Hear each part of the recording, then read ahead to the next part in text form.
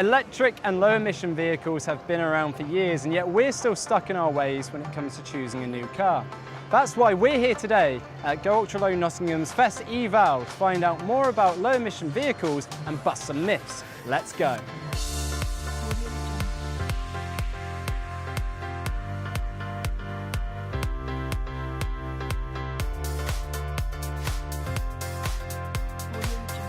False. I don't think so.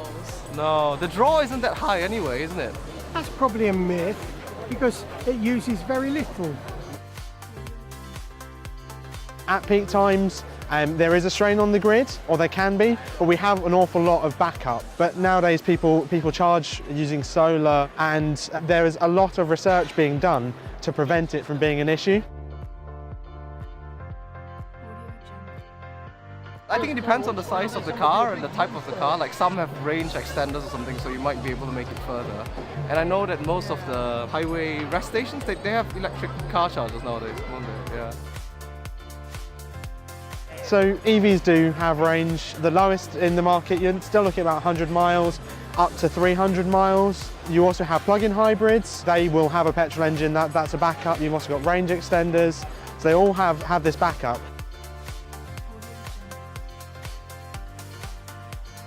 That I've heard, yeah, I've heard that. No, I don't know if they're recyclable. That's a myth because they can actually. Now, battery chemicals are a big consideration, but they're very, very valuable. So companies won't just throw them away. They will recycle them wherever they can. And an end-of-life electric vehicle battery still retains up to 70% of its charge. They can be taken out of the vehicle and put into shipping containers and be used as battery storage to strengthen the grid and to strengthen electric vehicle charging.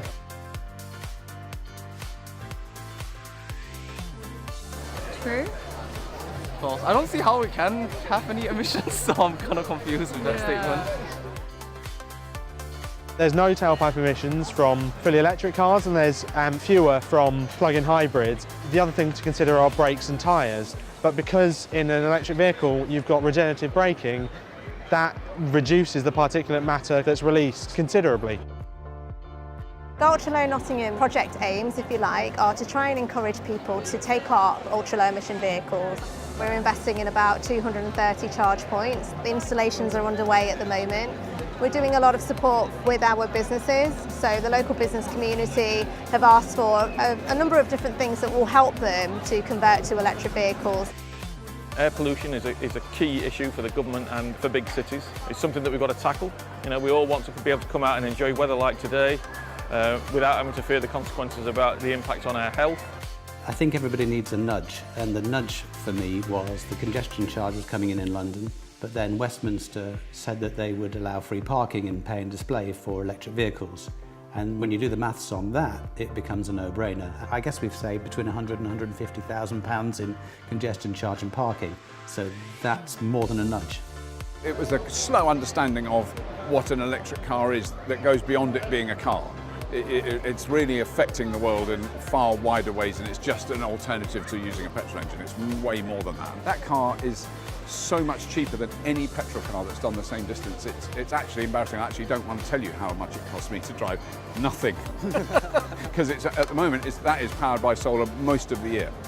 There's a lot of interest, yeah, so I hope the next 2 years we keep up the momentum, we get more people into EVs. If you want to find out more about how LEVs work, how they impact the air around us, and how you can save by switching to a new low-emission vehicle, then you can click on the links in the description below. Thank you.